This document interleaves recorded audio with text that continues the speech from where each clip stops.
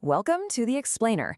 Today, we're diving into a pretty ruthless law of power, how to build a flawless reputation. And it's not by avoiding mistakes, it's by making sure you're never the one who gets caught making them. This is the art of the unseen hand. You know, you've seen it. There are these figures, both in history and today, who just seem to glide above it all. They're totally untouched by the scandals and the screw-ups that sink everyone else. But are they really that perfect? Well, here's the secret. It's not about perfection at all. It's about deflection. It's about mastering the art of making sure that when the finger of blame starts pointing, it never ever lands on you. This is an ancient game, and believe me, its rules are timeless. This idea isn't new. It was captured perfectly way back in the 17th century by the writer Baltasar Gracian. He said, if you can't be good, be careful. See, it's not about avoiding mistakes. That's just impossible for anyone. It's all about managing your reputation with some very careful, very calculated action. So let's break down exactly how it's done. First up, we're going to start with the oldest trick in the book, the scapegoat. This is the classic go-to move for concealing mistakes that have already happened. It's all about finding someone else to take the fall. I mean, this concept of a scapegoat is seriously ancient. The Hebrews would symbolically place all the sins of their community onto an actual goat and then just banish it into the wilderness. The ancient Athenians literally kept people on the public payroll just so they could be sacrificed if a crisis like a plague hit. It's this deeply human thing to want to project our guilt onto something or someone else. And you can see this ancient ritual play out so vividly in the world of power and command. Take General Cao Cao in 2nd century China. He made a huge miscalculation. His army was starving, and his men were right on the verge of mutiny. A total disaster. So what does Cao Cao do? He doesn't apologize or make excuses. He gets it. Apologies just make you look weak and invite more questions. Instead, he makes a cold, hard calculation. He calls in the guy in charge of supplies, a totally innocent man, and basically tells him, I need your head. And boom. The effect was immediate. The soldiers saw a culprit being punished, right? All their anger suddenly had a target, and in their eyes, the problem was solved. Cao Cao's reputation as a decisive leader, totally intact. The mistake was just cut away with surgical precision. Okay, so that's how you deal with a mistake that's already been made, but what if you need to do something messy from the get-go? Well, this brings us to a much more proactive strategy, using what's called a cat's paw to get the work done without ever laying a finger on it yourself. The term actually comes from this old fable about a really clever monkey who talks a cat into pulling hot chestnuts out of a fire for him. The monkey gets the reward, all the tasty chestnuts, while the poor cat just gets its paw burned. The cat's paw is the person who takes all the risk and does the ugly, dangerous work for you. And for a masterclass in this tactic, you have to look at Cleopatra. Her ambition was huge. She wanted to rule Egypt all by herself, but her siblings were in the way. Now, she'd seen her own sister murder family members to get power, only to be executed for it. Cleopatra knew she couldn't make that same mistake. So what did she do? She didn't reach for an assassin's knife. No, she used seduction, incredible intelligence, and charm. She literally turned the leaders of Rome, Julius Caesar and later Mark Antony, into her instruments. They became her unwitting cat's paws. Think about it. They fought her battles. They killed her brother Ptolemy and executed her sister Arsinoe. To the rest of the world, it all just looked like Roman politics. But in reality, they were doing Cleopatra's absolute dirtiest work, letting her grab all the power while she appeared to be just a victim of circumstance. Her hands were spotless. So this distinction is really, really crucial. The scapegoat is reactive. It's used to clean up a mess that's already happened. But the cat's paw, that's proactive. It's used to create the mess in the first place, but in a way that benefits you. One is often sacrificed in public, while the other might not even know they're being used at all. So, okay, how are these strategies actually put into practice? Let's get into the nitty-gritty, the specific tactics for using other people to shield yourself and push your own agenda. All right, there are a few key rules here. First, use outsiders. They're way less likely to understand the internal politics, which makes them easier to manipulate. Second, you plant information through a third party, a dupe, to shape how people see things without you ever being the source. Third, you choose an innocent scapegoat because they often just don't have the power to defend themselves. And maybe the most ruthless tactic of all, sacrificing a favorite. I mean, who would ever suspect you of harming a friend? It just makes their supposed guilt seem that much more convincing. But let's be crystal clear about this. This is an incredibly high-stakes game. Using scapegoats and cat's paws is like walking a tightrope, and if you fall, there is no safety net. Here's the essential risk. These strategies only work because there's a screen hiding what you're doing. If that screen ever gets pulled back and you're revealed as the puppet master, oh boy, all the anger, all the blame, it doesn't just come back to you, it comes back amplified. You're not just blamed for the original thing, you're blamed for the deception itself. This danger is just perfectly illustrated by the failed plot of Catherine de Medicis. She tried to play her rivals against each other, using one family to assassinate the leader of another. But the assassin messed up. The target was only wounded, and he lived long enough to point the finger right at Catherine. Her whole scheme was exposed, and the chaos that followed led to a horrifying massacre and a brutal civil war. So when you boil it all down, these tactics really reveal the hidden mechanics of power. Appearances are everything. Excuses and apologies just make you look weak. The scapegoat erases the past, and the cat's paw shapes the future.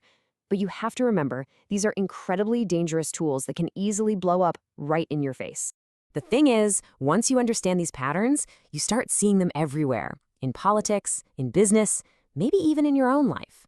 So the next time you see a crisis unfold and some leader just magically emerges unscathed, ask yourself, who's the scapegoat here? Who's the cat's paw? And whose hands are really pulling the strings?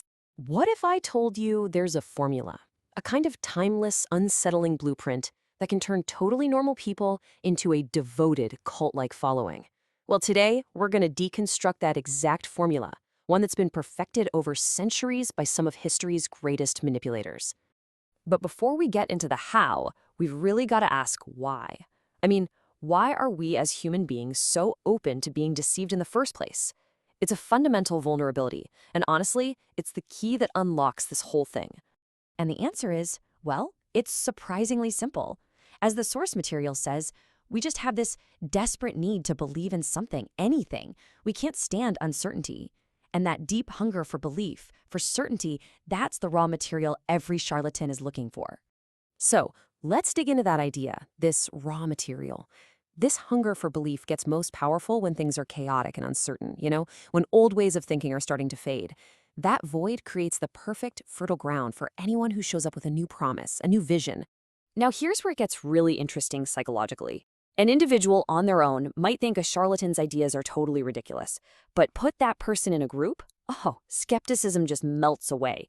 The emotion of the crowd is contagious, and it becomes almost impossible to get the distance you need to think clearly. And here's a super important point. The prime target isn't someone who's completely ignorant. Their common sense can actually protect them. No, the ideal follower is someone with just enough knowledge to think they're informed, but not enough to spot the con. They've traded their healthy skepticism for a little bit of bad information. Which brings us right to the main event, the blueprint itself. Look, this isn't just random luck. It's practically a 5-step science, one that's been refined for centuries to forge belief and, create a cult. So here it is, the whole framework. Take a look. This is the roadmap that takes you from grabbing someone's initial interest all the way to building a fiercely loyal, unified group. Let's break down each step. Okay, first up, you grab people's attention, not with clear, concrete actions, but with really hazy words. You promise something huge, something life-changing, but you keep the details super vague. That way, people can project all their own hopes and dreams onto your message. And you always offer a simple fix for a complicated problem. Because let's be real, who has the patience for nuance? So, once you have a little group, you've got two big enemies, boredom and skepticism. And the solution? Spectacle. You've got to overwhelm their senses. The goal is to basically short-circuit the rational part of their brain and keep them totally mesmerized by what they see and hear and feel. And these are your tools. We're talking dazzling visuals, incense, music, maybe some cool-looking pseudo-scientific gadgets to make it feel legit. You're creating this total sensory bubble that makes it impossible for followers to step back and actually think. It's all theater. Step 3, it's all about structure. As more people join, you've got to organize them. And the easiest way to do that? Just borrow the playbook from organized religion. Create rituals, set up a hierarchy, give people important-sounding titles. It gives you an instant feeling of legitimacy and gives them a sense of purpose. Now for the really clever bit, the money. As your followers' donations start pouring in, you have to disguise where it's coming from. Your own wealth can never, ever look like it's coming from them. Instead, you have to frame it as proof that your system works. You become the living, breathing proof of the success that you're selling. And finally, the masterstroke. To keep the group tight and focused, you create an us versus them situation. You define your group as this exclusive, special club, and then you invent a sinister enemy, some group of non-believers who's out to get you. Nothing solidifies a group's bond like a common enemy. So this all might sound a bit theoretical, right? Let's see how this blueprint plays out in the real world. For that, we're going to look at a true master of the craft, Franz Mesmer. Back in the 1700s, he had all of Paris captivated with his theory of animal magnetism, this invisible force that could heal people. And in doing so, he pretty much perfectly executed our 5-step plan. This slide really tells the whole story of Mesmer's big pivot. Back in Vienna, he tried to be all sober and scientific, and he failed. He was ridiculed. Why? He was working on individuals. But then he goes to Paris and he completely changes his strategy. He embraces theater, focuses on overwhelming the senses, and, this is crucial, he only worked on groups. And the result? Bam, spectacular success. I mean, just try to picture his Paris salon. This is step 2 in action, big time. You walk in, there's stained glass, mirrors everywhere, the smell of orange blossom and incense. You can hear hidden harps and singers. He created this completely intoxicating, hypnotic environment. People would sit around a magnetized tub, holding hands, until they basically entered a trance. Then Mesmer himself would make his grand entrance like a high priest. It was pure theater. You know, Machiavelli just nailed the underlying principle here. The charlatan's real power doesn't come from creating belief out of nothing. It just comes from opening the door and letting people believe what they already desperately want to believe. But here's the thing. There's a huge danger in this game. When you play with the intense emotions of a crowd, you are, and I mean this quite literally, playing with fire. The same energy that builds you up can turn around and tear you right back down. So what happens when the promises don't come true, when the magic trick is revealed and the illusion completely shatters? Well, the reversal is swift and it is brutal. That same collective emotion that adored you, that put you on a pedestal, it turns on you with exactly the same passion. Your adoring crowd becomes an angry mob and they are ready to tear you to pieces. We'll end on this final, pretty chilling thought from the source material. It kind of leaves us to wonder about that very fine line between faith and gullibility, and the awesome and frankly terrifying power that gets unleashed when a group of people truly, desperately wants to believe in something. You know, we're always told to be cautious, right? To look before we leap. But what if that's actually the worst advice you could possibly follow? What if being timid is the real danger? Well, in this explainer, we're going to dig into a really powerful and kind of counterintuitive idea. Why walking into any situation with boldness is the absolute key to getting what you want.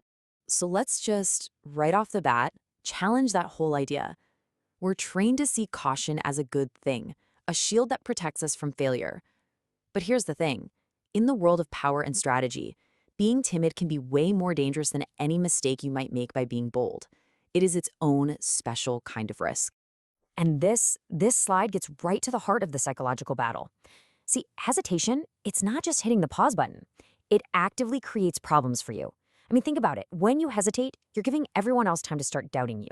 You literally open up a space for your rivals, the lions as they're called, who are always on the lookout for weakness. Boldness, it does the exact opposite. It projects this aura of power that can intimidate your opponents before they even think about challenging you. And that gets to the real poison of doubt. It's not just a feeling in your head. It's like a virus. It infects your actions, makes them clumsy, weak, ineffective. If you go into something half-hearted, you are basically setting yourself up to fail. Your own timidity becomes a self-fulfilling prophecy. It's wild. Okay, so if doubt is so destructive, then why is being audacious so darn effective? It's not just about being loud or reckless, not at all. There are some very specific psychological levers that boldness pulls. So let's break down exactly why it works so well. At its core, audacity works by messing with people's perception. Take this first one. The bolder the lie, the better. A huge audacious claim is often just too big for our brains to disbelieve. And we've already talked about how timidity is like blood in the water for rivals. But a sudden bold action, that creates fear, And that fear creates an immediate aura of authority. And look, in a crowded world, audacity makes you stand out.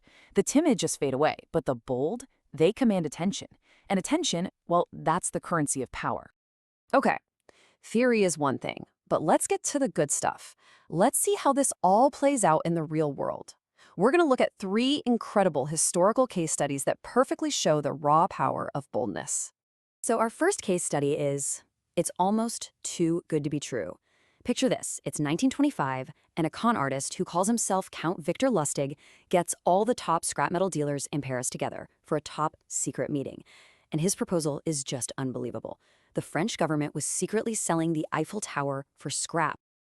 Now, Lustig didn't just convince one dealer to hand over a massive down payment. Oh no, he was so successful that he actually came back to Paris a few months later and sold the Eiffel Tower again to a different guy. That second sale alone would be worth $1.5 million today. Just incredible. So what happened there? Well, this is a perfect example of what we call the Lustig principle.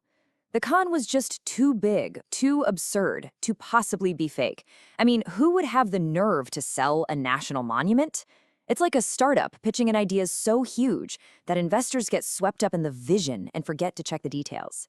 The sheer scale of the action creates its own credibility. All right, now boldness isn't always about a flashy, in-your-face con job. Sometimes it's the result of years and years of patience. Just look at the story of young Ivan IV of Russia. He was an orphan, constantly abused by the powerful aristocrats controlling the court. To everybody, he just seemed weak, broke. For 5 long years, Ivan played the part of the timid little fool. He watched, he learned, he took the abuse. And the boyars, the aristocrats, they completely let their guard down. They were convinced he was no threat at all. And then, one day, at just 13 years old, he made his move. He pointed his finger at the head of the ruling clan and ordered him to be arrested and killed. Just like that. The sheer shock of that single, decisive, bold act shattered their power and established his own, instantly. Our final example shows how boldness can be a weapon for the powerless. In the early 1500s, there was this guy, Pietro Aretino. He was just a lowly kitchen servant in Rome. He had huge ambitions, but zero status. So what was his solution? He decided to take aim at the most powerful people in the world, including the Pope himself. So, get this. After the Pope's pet elephant died, Aretino anonymously published the satirical last will and testament, supposedly from the elephant, and it mocked every single powerful cardinal in Rome. The pamphlet was so clever and so audacious that it made him a celebrity overnight. And that is the Aretino strategy. If you're an underdog, a bold attack on a giant target gets you noticed immediately. You can gain more attention from one audacious move than from a lifetime of playing it safe. Okay, so we've seen the psychology, we've heard the history. Awesome stories. But how do you actually apply these lessons? How can you use this stuff in your own life? Let's break down some real actionable steps. First things first, you gotta understand that timidity is just a bad habit you've picked up, probably to avoid conflict or something. And habits can be unlearned. A fantastic place to practice is negotiation. Next time you're asking for a raise, instead of asking for some small, safe percentage, be bold. Ask for the title and the salary you actually believe you deserve. You completely reset the conversation. And this last one is so important. If a bold move causes a problem, don't retreat. The best fix for a mistake made through audacity is often even more audacity. But, and this is a huge but, here is a critical warning. Audacity is a powerful tool, but it's not a personality. It has to be controlled. This is the key difference between strategic audacity and just being reckless. Audacity is a calculated risk for a specific goal. Recklessness is just being bold for the sake of it, with no plan. People like Ivan the Terrible in his later years couldn't turn it off, and that unchecked boldness led them straight to ruin. You know, Machiavelli really summed up the whole philosophy perfectly here. Fortune, luck, it doesn't reward the people who sit around and wait patiently. It's a force, and it needs to be seized. It responds to energy, to action, to the people who are bold enough to go out and master it. And that really brings us to the final question. Remember, being timid is a risk all by itself. It invites aggression, it leads to stagnation. Boldness, on the other hand, it creates opportunity and it commands respect. So the next time you're facing a big choice or a challenge, you have to ask yourself, is your next move going to be timid or is it going to be bold? All right, let's jump right into a law of power that honestly separates the flashes in the pan from true lasting legacies. We're talking about the end game, the final move, and this core idea that how you finish is so much more important than how you start. So let's get into why the end is everything. And this quote right here, this is the heart of our entire discussion. Just think about it for a second. You can have the most brilliant opening, a masterful middle game, but if the conclusion is a complete disaster, well, none of that matters. The ending is what decides who gets the credit, who gets the prize, and ultimately, who holds the power. It's what goes down in the history books. So what is this law really asking us to do? It's way more than just having a goal. It's about developing this, you could call it a godlike perspective, this ability to see the whole board, to anticipate the moves of your rivals, to understand what happens after you succeed. And this is the really hard part, knowing when it's time to stop. Now, to really see what happens when you just ignore this law, we've got to look at the tragic story of a man who literally discovered an ocean and still lost everything. Let's talk about the ultimate improviser, Vasco Núñez de Balboa. Balboa's story is just wild from the get-go. He's a Spanish nobleman who, to escape his debts, hides in a crate and stows away on a ship. And he's driven by this one single burning obsession, finding the legendary city of gold, El Dorado. The guy had guts for sure and was totally single-minded, but his plans, they were about as vague as his dreams were huge. I mean, the speed of his rise and fall is just staggering. He escapes his debts, takes over a colony, and then makes one of the most incredible discoveries of the age, the Pacific Ocean, which he sees as the highway to all the gold of the Incas. He is right there on the verge of ultimate glory. And then, just like that, a rival shows up, his world completely falls apart, and it all ends with his execution, ordered by his old friend. It's a shocking turn, isn't it? He had it all in his hands. The prize was right there. How could it all go so spectacularly wrong? Well, the answer isn't in what he did, it's in what he failed to do. And here it is. This is the fatal flaw. Balboa's sin was only going part way. He was so wrapped up in the thrill of the moment, in this hazy dream of gold, that he never planned for the next move. He never thought about the rivals, the vultures, as the source calls them, that would start circling the second they heard the word gold. He basically did all the hard work and then left the front door wide open for someone else to walk in, steal the prize, and end his life. Okay, so now let's flip the script completely. Let's look at a masterclass in planning to the end. We're moving from the emotional improviser to the ice-cold strategist.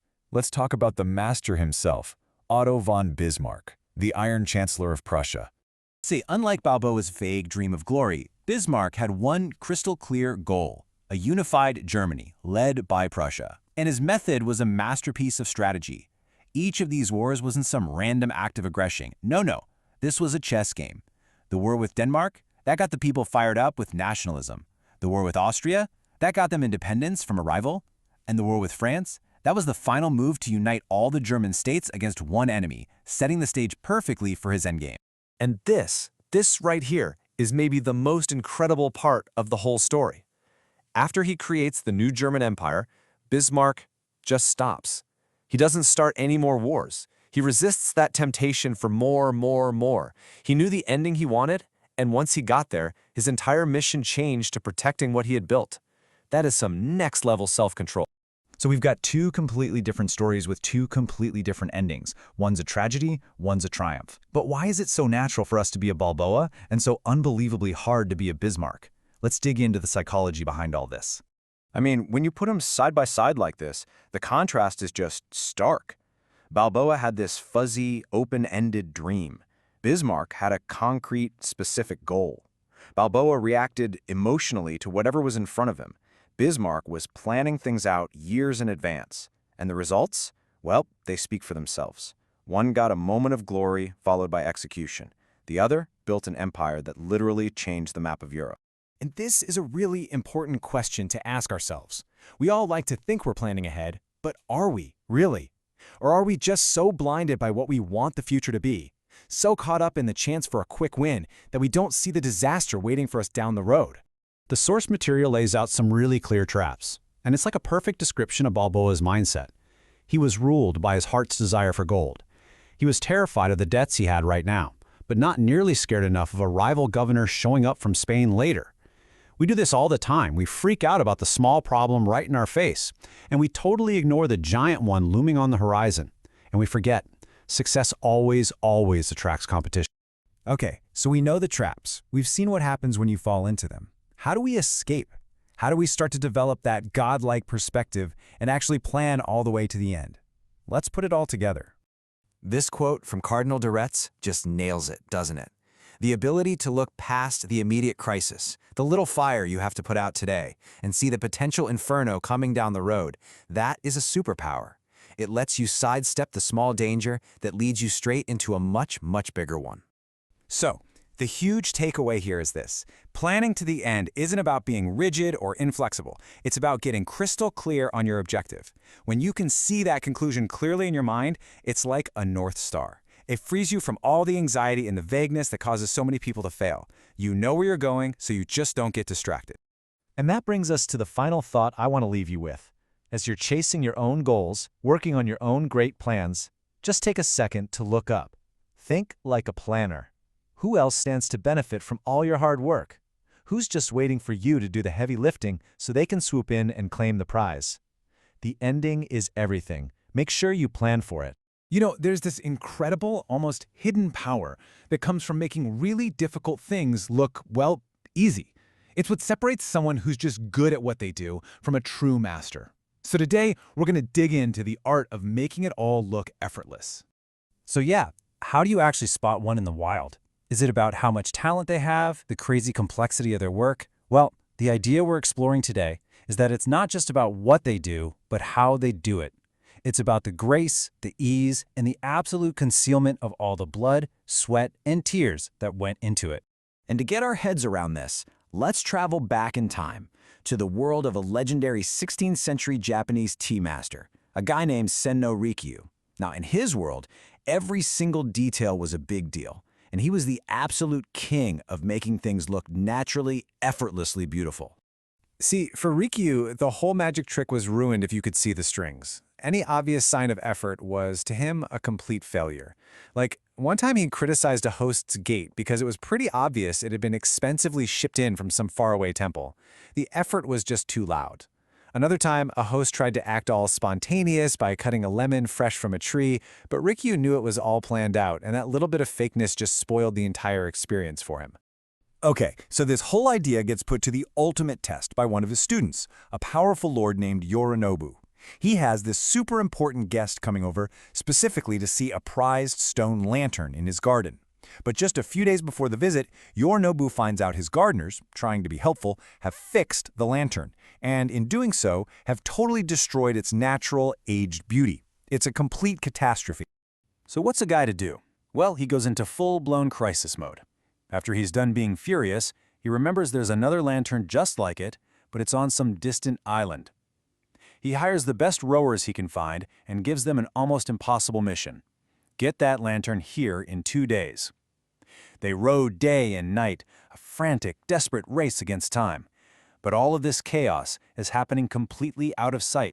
And they make it just in the nick of time. When the guest, Lord Sakai, shows up, all he sees is this sublime perfection. The lantern, now covered in this delicate moss from where it was sitting, looks like it has been a part of that garden forever. He has absolutely no clue about the mad dash that made it all happen. The effect was perfect, you see, because the effort was completely invisible. All right, let's jump from the quiet calm of a Japanese garden to a totally different scene. We're talking about the dramatic, heart-pounding world of the greatest escape artist who ever lived, the one and only Harry Houdini. So picture it, London, 1904, a theater packed with 4,000 people. They're all there to see Houdini take on a challenge to escape from a pair of handcuffs so complicated they were billed as impossible to beat. We're talking 6 sets of locks, 9 tumblers in each cuff. The pressure was immense. And get this, it took a master craftsman 5 full years just to design and build these things. Everybody, including the experts, thought this was it. This was the challenge that would finally expose Houdini. You could have cut the tension in that theater with a knife. After almost an hour of struggle, Houdini breaks free. The crowd goes wild. But listen to what he says afterwards. He just casually remarks, "I could have freed myself a lot sooner." See, this wasn't just about escaping. It was pure performance. He let the drama build on purpose, only to hint that, for him, it was all just a bit of fun. He was projecting this image of having power to spare, like this was child's play. Well, you know what happens when you get to the top, right? The rivals start coming out of the woodwork. An artist named Clippini starts trash-talking, spreading rumors that Houdini was a total fake who just used a bunch of fancy gadgets. He claimed he knew all of Houdini's secrets. So Houdini did what Houdini does. He challenged the guy to a public handcuff duel to settle it once and for all. Clippini thought he was so clever. He actually sent a spy to learn the secret combination, CLEFS, which is French for keys, to a specific pair of Houdini's cuffs. But Houdini was way ahead of him. He knew what was going on, so he set the perfect trap. He baited Clippini into picking those exact cuffs, and then, during a little staged argument on stage, he secretly changed the lock. So Clippini, beaming with confidence, gets locked in, and he can't get out. He struggles for hours, sweating, getting more and more humiliated, until he finally has to give up. And the new code? Houdini had changed it to FRAUD. I mean, come on, Houdini didn't just win. He created this masterpiece of public theater that proved his rival was exactly that, a fraud, all while his own method stayed a complete mystery. So what in the world does a quiet 16th century tea master have in common with a flashy magician? The link between them is this incredible concept, an idea so powerful it was first defined back in the Renaissance. It's a word called sprezzatura. Sprezzatura. It's this beautiful Italian word that basically means a kind of studied nonchalance. It's the art of making something that's ridiculously difficult, something that took you countless hours to perfect, look completely natural, simple, and easy. That was the secret sauce for both Rikyu's lantern and Houdini's escape. And the guy who coined the term, Castiglione, he explained exactly why it's so critical. He said that when you show the strain, when people can see you laboring over something, it actually makes your work seem less valuable. Instead of being blown away, your audience starts thinking, "Oh, I see how he did that," or "Man, that looks tough, he must be struggling." The magic just vanishes. So let's just quickly break down why this is such a game changer. When you hide your effort, your abilities seem mysterious, almost magical. People don't get bogged down in how you did it, they just stand in awe that you did it. It makes you seem like you have no limits, that you could do even more if you really felt like it. And maybe most importantly, it stops your rivals from stealing your secrets and using them against you. But, and this is a big but, here's the final crucial twist in all of this. Does it mean you should always hide your work, no matter what? Actually, no. Sometimes the most powerful move you can make is to show everyone exactly how the trick is done. Let's look at another master showman, P.T. Barnum. Houdini's power, as we saw, was all about mystery. Barnum, though, he often did the exact opposite. He would openly admit to his own humbuggery, as he called it. He let the audience in on the joke, which made them feel smart, like they were part of the show. His power didn't come from being godlike. It came from a very calculated kind of honesty. So when you boil it all down, it comes back to one thing: control. The real mastery isn't in always hiding or always revealing. It's in making a conscious, strategic choice. Are you pulling back the curtain for a specific reason, like Barnum did to build trust with his audience? Or are you just showing off how hard you worked because you're insecure and need the validation? One is weakness, the other is true power. Which kind of leaves us with one last thing to think about. When you present your own work to the world, whether it's a project at your job, a new skill, or an idea, which path do you take? Do you hide all the frantic effort and just let people marvel at the finished product? Or do you invite them backstage to show them all the gears and levers? In your life, are you a Houdini or are you a Barnum?